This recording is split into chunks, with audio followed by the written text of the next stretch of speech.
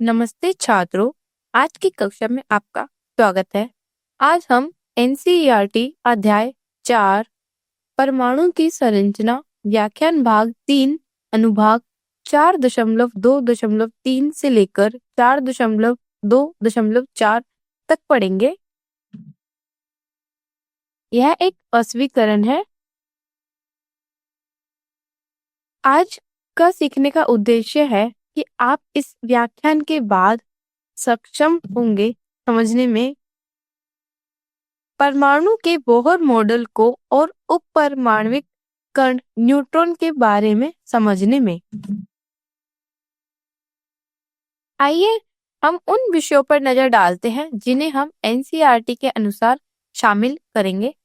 सबसे पहले हम अनुभाग 4.2.3 बोहर का मॉडल, फिर हम अनुभाग 4.2.4 न्यूट्रॉन्स को कवर करेंगे। अगले चरण में हम कुछ पाठ्यगत प्रश्न 1 से लेकर 6 तक का अभ्यास करेंगे। अंत में हम सारांश के साथ निष्कर्ष निकालेंगे कि आज हमने क्या क्या समझा। तो चलिए शुरू करते हैं। सबसे पहले हम देखते हैं कि इस रदरफोर्ड मॉडल में क्या क्या कमियां रही थी। रदरफोर्ड द्वारा दिए गए मॉडल में एक बड़ी समस्या थी। यह समझाने में विफल रहा कि परमाणु स्थायी क्यों रहते हैं। रदरफोर्ड के मॉडल में सुझाव दिया गया कि इलेक्ट्रॉन नाभिक के चारों ओर ग्रहों की तरह घूमते हैं। यह नहीं समझाया जा सका कि परमाणु स्थिर क्यों रहते हैं। पारंपरिक भौतिकी के अनुसार इलेक्ट्रॉनों को ऊर्जा खोनी चाहिए और नाभिक में घुसकर अस्थिर बना देना चाहिए जिससे परमाणु अस्थिर हो जाए। परंतु यह विरोधाभास ने दिखाया कि मॉडल अधूरा था, जिसके बाद नए परमाणुओं सिद्धांतों के विकास की आवश्यकता महसूस की गई। यही कारण था कि बोहर का मॉडल फिर आया गया। तो इस समस्या को हल करने के लिए नई अवधारणाएं प्रस्तुत की गई थी, जो कि थी सबसे पहले नील्स बोर ने 1913 में नए विचार प्रस्तावित किए, जिनमें यह सुझाव दिया गया कि इलेक्ट्रॉन नाभिक के चारों ओर निश्चित ऊर्जा स्तरों में परिक्रमा करते हैं। उनके विचारों ने परमाणु के व्यवहार की स्पष्ट अवधारणा प्रदान की और एक प्रमुख कदम आगे की ओर किया। बोहर के विचारों का उद्देश्य परमाणु के स्थायित्व की व्याख्या करना था। परमाणु स्थायित्व का तात्पर्य यह है कि परमाणु की संरचना कितनी मजबूती से एक साथ बंधी रहती है। अब जे थॉमसन द्वारा 1897 में इलेक्ट्रॉन की खोज ने बाहर के परमाणु मॉडल के लिए नींव रखी। उनके प्लम पुडिंग मॉडल ने सुझाव दिया कि परमाणुओं में एम्बेडेड नकारात्मक इलेक्ट्रॉनों के साथ एक सकारात्मक चार्ज होता है। चूंकि नकारात्मक होता है इलेक्ट्रॉन और सकारात्मक होता है हमारा प्रोटॉन। हालांकि बाद में यह गलत साबित हुआ, लेकिन इससे नील्स बोर जैसे वैज्ञानिकों को 1913 में एक अधिक सटीक मॉडल विकसित करने के लिए प्रेरित किया, जहां इलेक्ट्रॉन नाभिक की स्थिर ऊर्जा स्तरों में परिक्रमा करते हैं। अब हम बोहर के प्रथम अभिधारणा के बारे में संक्षिप्त में चर्चा करने वाले हैं। तो चलिए शुरू करते हैं। परमाणु में इलेक्ट्रॉन निश्चित पथों का पालन करते हैं, जिन्हें कक्ष या ऊर्जा स्तर कहा जाता है। ये कक्ष यादृच्छिक नहीं होते, ये निश्चित होते हैं और अस्थिर या विशेष कक्ष कहलाते हैं। इलेक्ट्रॉन केवल इन्हीं विशेष ऊर्जा स्तरों में मौजूद हो सकते हैं, इनके बीच कहीं भी नहीं। तो सरल शब्दों में हम इसको समझते हैं कि परमाणु में इलेक्ट्रॉन ऊर्जा स्तर या कक्षक नामक विशिष्ट निश्चित पथों में चलते हैं। ये पथ यादृच्छिक नहीं होते, वे परमाणु की संरचना द्वारा निर्धारित होते हैं। अब हम अगला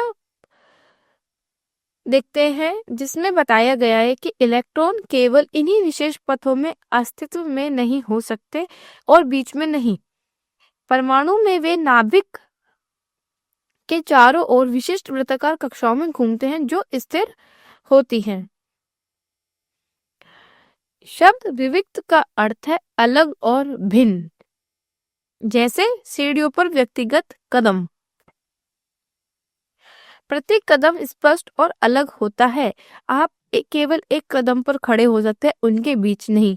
सरल शब्दों में असतंत यानी कि डिस्क्रीट चीजें जुड़ी या एक साथ नहीं होती, वे स्पष्ट रूप से अलग होती हैं।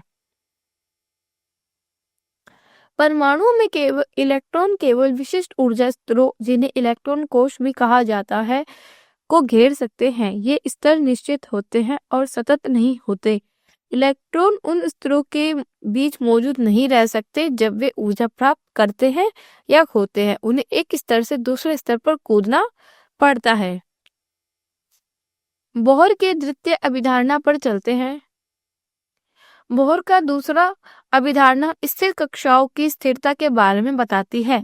सरल शब्दों में कक्षा की स्थिरता का अर्थ है जब इलेक्ट्रॉन नाभिक के चारों ओर विशिष्ट स्थिर पथों पर चलते हैं तो वे ऊर्जा नहीं खोते। दूसरी अवधारणा है जब इलेक्ट्रॉन इन विशेष या असतत कक्षाओं में घूम रहे होते हैं तो कोई ऊर्जा नहीं खोते या विकृत नहीं करते, जो यह समझाता है कि परमाणु स्थायी क्यों होते हैं। यह अवधारणा परमाणु संरचना को समझने और इलेक्ट्रॉनों के विभिन्न ऊर्जा अवस्थाओं में व्यवहार को समझने के लिए महत्वपूर्ण है। अब हम इसके निष्कर्ष देख लेते हैं। सबसे पहला निष्कर्ष है, परमाणु में इलेक्ट्रॉन ऊर्जा का विकिरण न करते हुए इन स्थिर कक्षाओं में रहते हैं, जो ये समझाता है कि परमाणु स्थिर क्यों है और ये नष्ट क्यों नहीं होते।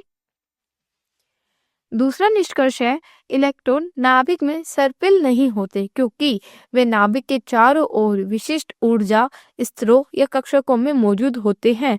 वे केवल इन स्तरों के बीच गति करके ही ऊर्जा प्राप्त या खो सकते हैं, सर्पिलाकार रूप से अंदर की ओर नहीं। यह स्पष्ट करता है कि परमाणु स्थायी क्यों है और नाभिक में क्यों नहीं गिरते।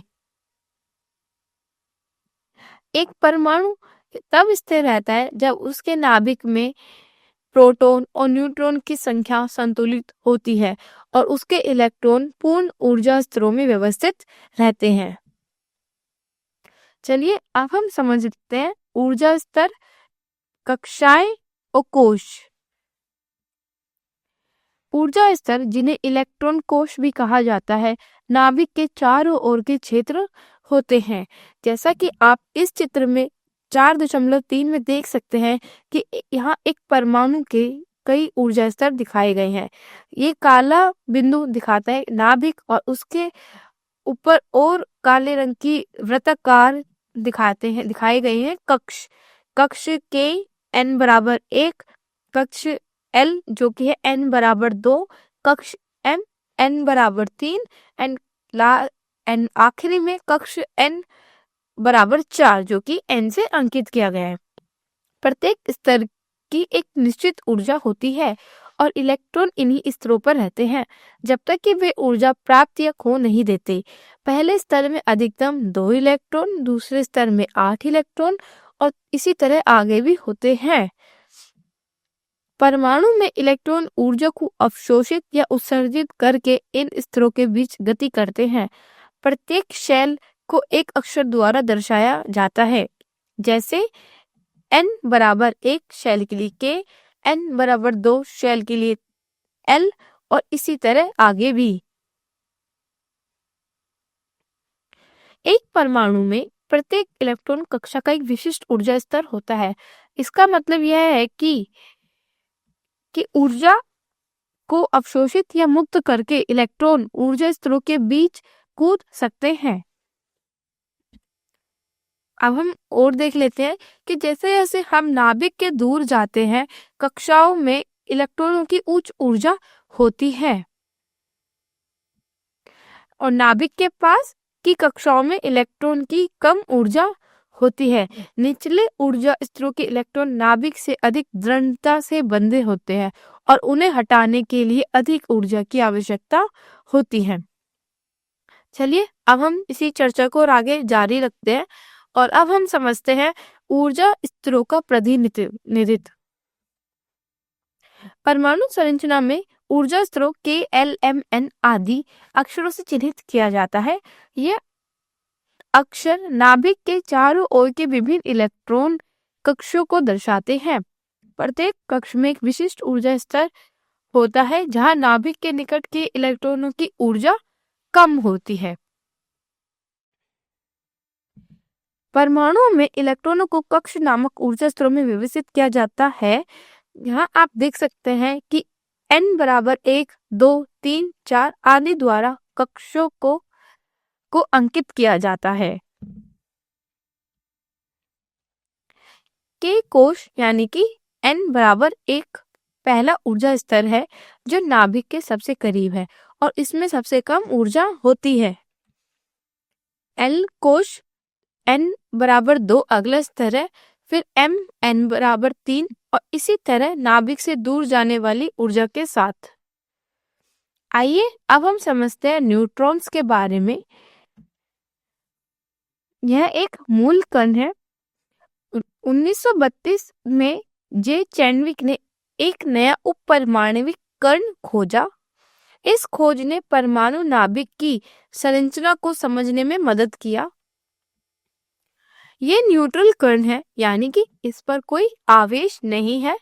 नाभिक में प्रोटॉन के साथ पाए जाते हैं और ये परमाणु द्रव्यमान में भी योगदान देते हैं, लेकिन इस पर कोई आवेश नहीं है। द्रव्यमान एक प्रोटॉन के द्रव्यमान के लगभग बराबर होता है, यानी कि न्यूट्रॉन का जो द्रव्यमान है वो प्रोटॉन के द्रव्यमान के बराबर है। इसका मतलब है कि इसका द्रव्यमान 1 AMU के बहुत करीब है। नवीनतम खोजा गया कि न्यूट्रॉन कण एक उदासीन प्रकृति से संबंधित है, इसीलिए इस कण को न्यूट्रॉन नाम दिया गया। न्यूट्रॉन सभी परमाणुओं के नाभिक में हाइड्रोजन को छोड़कर मौजूद होते हैं। अधिकांश इसका मतलब है कि अधिकांश परमाणुओं में न्यूट्रॉन प्रोटॉन के साथ मिलकर नाभिक का निर्माण करते हैं, परंतु हाइड्रोजन एक अपवाद है क्योंकि इसके नाभिक में केवल एक प्रोटॉन होता है, कोई न्यूट्रॉन नहीं। इससे हाइड्रोजन तत्वों के बीच अनूठा बन जाता है क्योंकि यह एकमात्र ऐसा तत्व है जिसके अंदर नाभिक में न्यूट्रॉन नहीं होता है। अब हम देखते हैं कि न्यूट्रॉन को आमतौर पर प्रतीक संकेतन के में n चिन्ह द्वारा निरूपित किया जाता है। प्रोटॉन के साथ वे परमाणु द्रव्यमान में योगदान देते हैं, लेकिन परमाणु संख्या को प्रभावित नहीं करते हैं। एक परमाणु का द्रव्यमान मुख्य रूप से उसके प्रोटॉन और न्यूट्रॉन के कारण होता है, क्योंकि इलेक्ट्रॉन का योगदान बहुत कम होता है।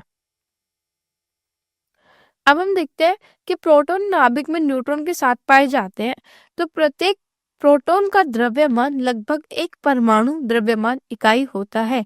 किसी परमाणु का कुल द्रव्यमान उसके प्रोटॉन और न्यूट्रॉन के द्रव्यमान के योग के बराबर होता है, जबकि इलेक्ट्रॉन का द्रव्यमान इसकी तुलना में नगण्य होता है।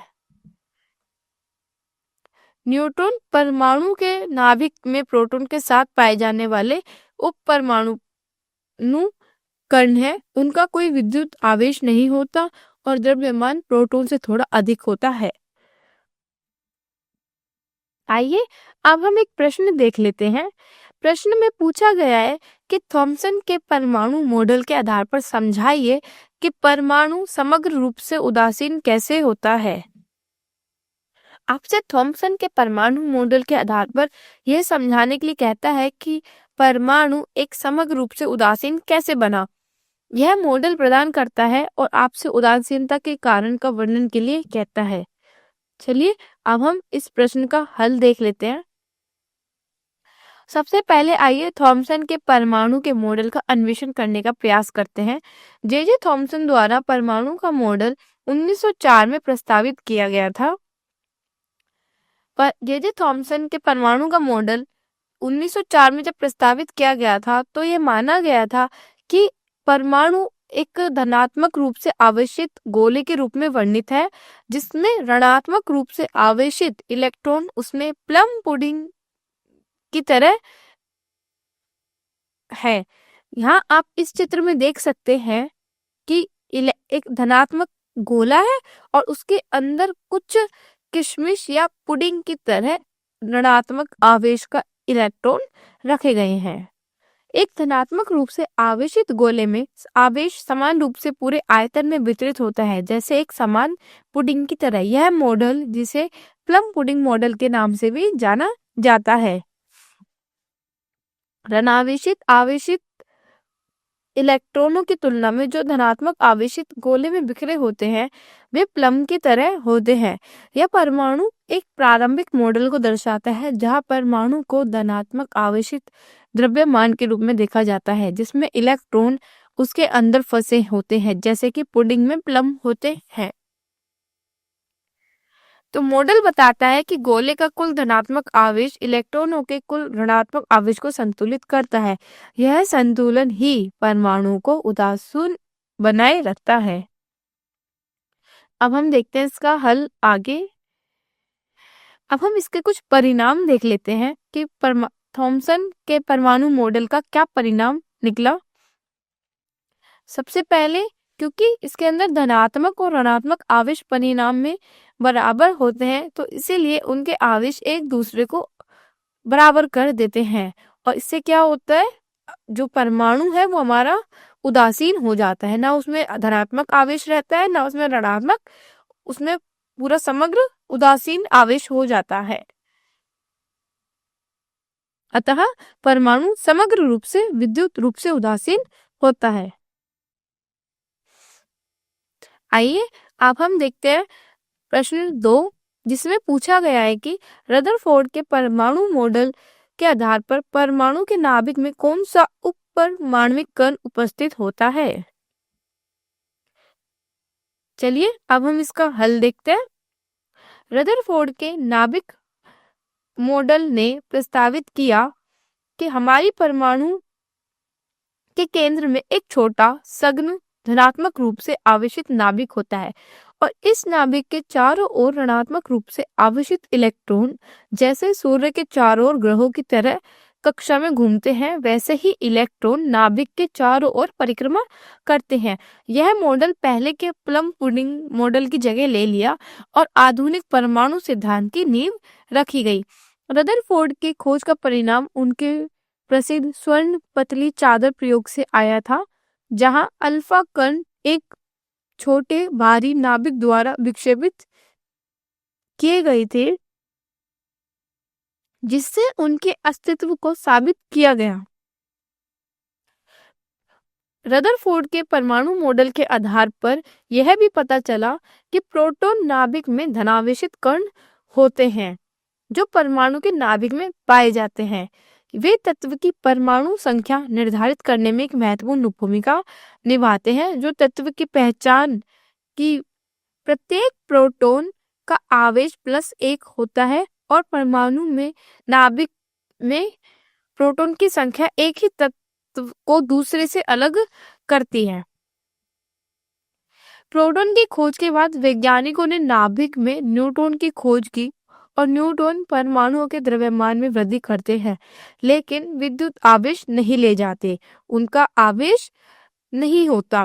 उनकी उपस्थिति प्रोटॉन के बीच होने वाले प्रतिकर्षण बलों को कम करके नाभिक को स्थायी बनाने में मदद करती है। नाभिक के अक्षुद्र रहने के लिए यह संतुलन आवश्यक है। न्यूट्रॉन प्रोटॉन के साथ मिलकर परमाणु के नाभिक का निर्माण करते हैं और उसके कुल द्रव्यमान तथा संरचनात्मक स्थायित्व में योगदान देते हैं। अतः रदरफोर्ड के परमाणु के नाभिक मॉडल में नाभिक में 2 मुख्य उप परमाणविक कण होते हैं, पहला प्रोटॉन और दूसरा न्यूट्रॉन। प्रोटॉन धनात्मक रूप से आवेशित होते हैं, जबकि न्यूट्रॉन का कोई आवेश नहीं होता। ये एक साथ मिलकर परमाणु का द्रव्यमान बताते हैं। इस मॉडल ने स्थापित करने में मदद की कि नाभिक सघन और केंद्रीय होता है, जिसके चारों ओर इलेक्ट्रॉन परिक्रमा करते हैं। चलिए अब हम समझते हैं अंतर्गत प्रश्न 3, जिसमें पूछा गया है कि 3 कोशों वाले परमाणु के बोर मॉडल का रेखाचित्र बनाइए। यहाँ पर आपको एक रेखाचित्र बनाना है जिसके अंदर आपको 3 कोश दिखाने हैं। चलिए अब हम इसका हल देखते हैं। तो बोहर का मॉडल जिसमें एक नाभिक होता है जिसके 3 कोशों में एक इलेक्ट्रॉन होते हैं, जिन्हें हम 1, 2 और 3 से संबंधित करते हैं, वो ऐसे दिखाए जा सकते हैं। यह आप इस चित्र में देख सकते हैं कि 3 कोश में हम कैसे इलेक्ट्रॉन भरेंगे।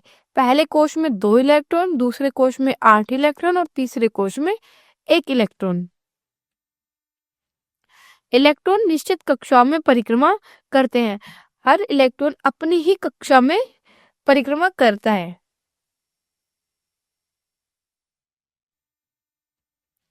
चलिए अब हम देखते हैं अपना प्रश्न 4।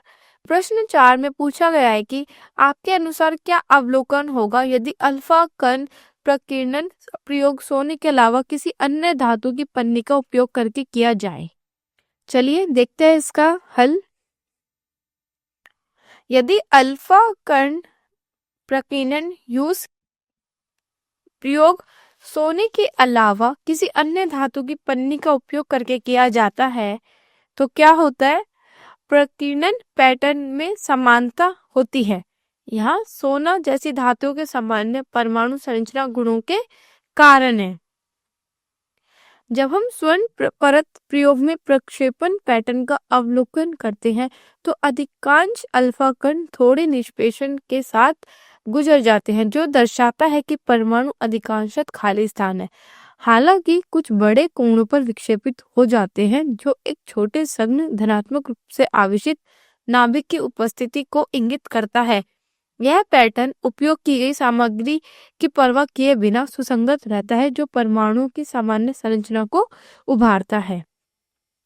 दूसरा कारण है क्योंकि धातुओं में इलेक्ट्रॉन जैसे कणों का प्रकीर्णन मुख्य रूप से हर धातु परमाणु में पाए जाने वाले धनात्मक आवेशित नाभिक के कारण होता है। तो नाभिक हालांकि छोटा होता है लेकिन उसका धनात्मक आवेश बहुत मजबूत होता है, तो जो गतिमान इलेक्ट्रॉनों के साथ परस्पर क्रिया करता है जिससे वे प्रकीर्णित हो जाते हैं। आइए अभी हम इसका हल और देखते हैं। प्रकीर्णन में अंतर। अगर सबसे पहले चलिए हम एक तत्व की पर चर्चा करते हैं। सोना जिसका परमाणु क्रमांक 79 है की तुलना में अगर हम उच्च परमाणु वाली संख्या वाली धातुएं नाभिक में लेते हैं तो वो अधिक प्रबल धनात्मक आवेश के कारण अधिक विक्षेपण का कारण बनेंगी, जिसके कारण रदरफोर्ड जैसे प्रयोगों के दौरान अधिक विक्षेपण होता है। इसलिए अधिक परमाणु क्रमांक वाले धातु का उपयोग करना बेकार है।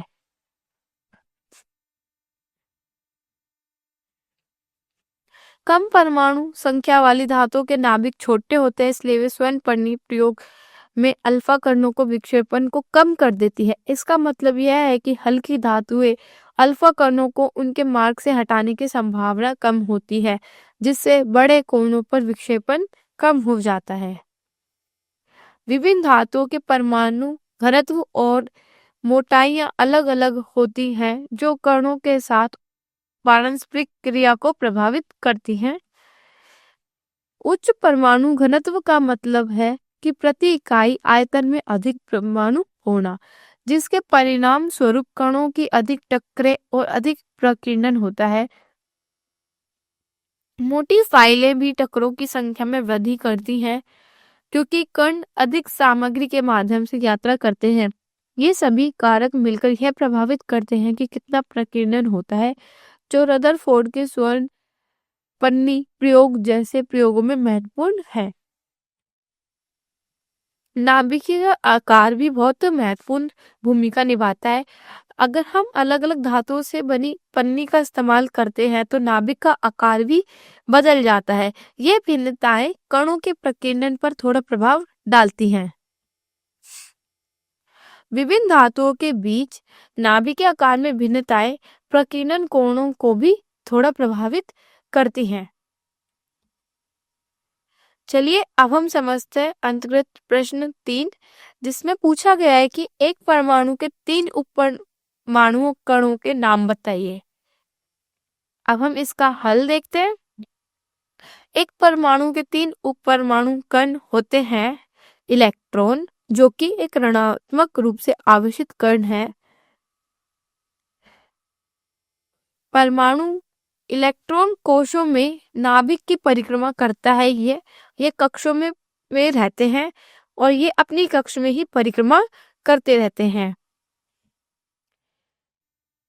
प्रोटॉन और न्यूट्रॉन की तुलना में यह इनका द्रव्यमान बहुत नगण्य होता है।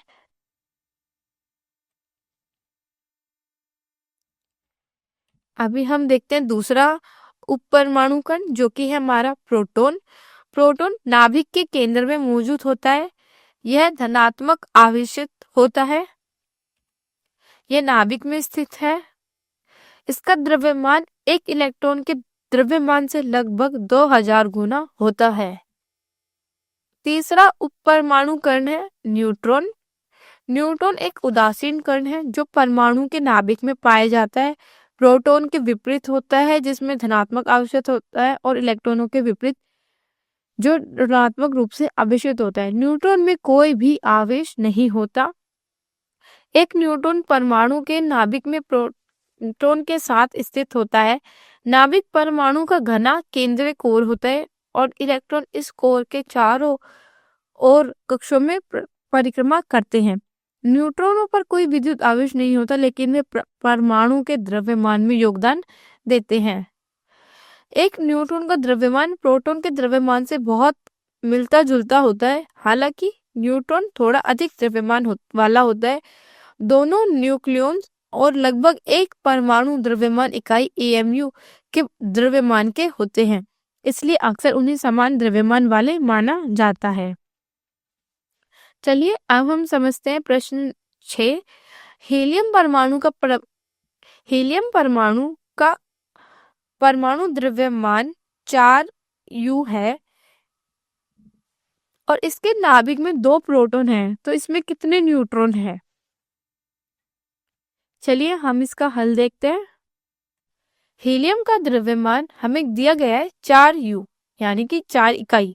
इसका मतलब यह है कि हीलियम परमाणु लगभग 4 गुना भारी होता है हाइड्रोजन परमाणु की तुलना में, जिसका परमाणु द्रव्यमान लगभग 1U होता है। हीलियम एक उत्कृष्ट गैस है जिसके नाभिक में 2 प्रोटॉन और 2 न्यूट्रॉन होते हैं, जिससे इसका कुल द्रव्यमान 4U होता है। तो हीलियम में प्रोटॉन की संख्या कितनी हुई? 2। और न्यूट्रॉन की संख्या निकालने के लिए हमारे पास एक सूत्र होता है, परमाणु द्रव्यमान घट प्रोटॉनों की संख्या। तो परमाणु द्रव्यमान हमें यहाँ दिया गया है 4 और प्रोटॉनों की संख्या हमारे पास है 2। तो जब हम 4 में से 2 घटाएंगे तो हमारे पास आएंगे 2, यानी कि न्यूट्रॉनों की संख्या हमारे पास कितनी है हीलियम में? 2। तो इसीलिए हीलियम परमाणु के नाभिक में 2 न्यूट्रॉन मौजूद होते हैं। चलिए अब हम निष्कर्ष देखते हैं कि आज हमने किन किन मुख्य अवधारणाओं को कवर किया। सबसे पहले याद रखने वाले योग्य बिंदु जो है, सबसे पहले हमने देखा रदरफोर्ड के मॉडल की समस्या। 1911 में प्रस्तावित रदरफोर्ड के परमाणु मॉडल परमाणुओं को एक संघ धनात्मक रूप से आवेशित नाभिक के रूप में वर्णित करता है, जिसके चारों ओर इलेक्ट्रॉन ग्रहीय तरीके से कक्षा में होते हैं। जबकि यह मॉडल पहले के प्लम पुडिंग मॉडल की तुलना में एक महत्वपूर्ण प्रगति था। इसमें एक महत्वपूर्ण दोष था कि यह परमाणुओं की स्थिरता को व्याख्या नहीं कर सका। नाभिक के चारों ओर घूमने वाले इलेक्ट्रॉनों को विद्युत चुंबकीय विकिरण के रूप में लगातार ऊर्जा खोनी होती है। ऊर्जा खोने के कारण वे नाभिक की ओर घूमते हैं, अंदर की ओर बढ़ेंगे, अतः नाभिक में टूट पड़ेंगे, जिसके परिणाम स्वरूप परमाणु अस्थिर हो जाएगा और टूट जाएगा। यह प्रकृति में परमाणुओं की देखी गई स्थिरता के विरोध में था। फिर रदरफोर्ड के मॉडल के असफल होने के बाद बोहर ने परमाणु का अपना मॉडल प्रस्तुत किया और महत्वपूर्ण अभिधारणाएं दी। प्रथम अभिधारणा थी कि इलेक्ट्रॉन केवल विशिष्ट निश्चित कक्षाओं यानी कि असतत कक्षाओं में ही अस्तित्व में हो सकते हैं। यह अभिधारणा जिसे नील बोर ने अपने परमाणु के मॉडल में प्रस्तुत किया था, यह कहती है कि इलेक्ट्रॉन नाभिक की परिक्रमा किसी भी मनमाने रास्ते से नहीं करते, बल्कि विशिष्ट कक्षाओं में करते हैं। दूसरा अभिग्रहित था कि इन अनुमत कक्षाओं में इलेक्ट्रॉन चक्कर लगाते समय अपनी ऊर्जा नहीं खोते। इन निश्चित कक्षाओं में इलेक्ट्रॉन विद्युत चुंबकीय विकिरण उत्सर्जित नहीं करते, जो परमाणुओं की स्थिरता की व्याख्या करते हैं। उसके बाद हमने समझा था ऊर्जा स्तर और कोश जिसे कहते हैं। प्रत्येक कक्षा की विशिष्ट ऊर्जा होती है। इन निश्चित पथों को अलग अलग अक्षरों और कुछ संख्याओं को उपयोग करके दर्शाया जाता है, जैसे अक्षर के, एल, एम, एन आदि, या फिर हम कह सकते हैं संख्याएं n बराबर 1, 2, 3, 4। उच्च कोशों की उच्च ऊर्जा होती है और के कोश n बराबर 1 नाभिक के सबसे करीब होता है और इसमें सबसे कम ऊर्जा स्तर होती है। उसके बाद हमने समझा था न्यूट्रॉन। न्यूट्रॉन चैडविक ने 1932 में खोजा था, जो कि एक उदासीन कण था। इसके कुछ गुण धर्म है, जैसा न्यूट्रॉन में कोई विद्युत आवेश नहीं होता, द्रव्यमान इसका प्रोटॉन के समान होता है। प्रोटॉन का द्रव्यमान लगभग, ध्यान के लिए धन्यवाद।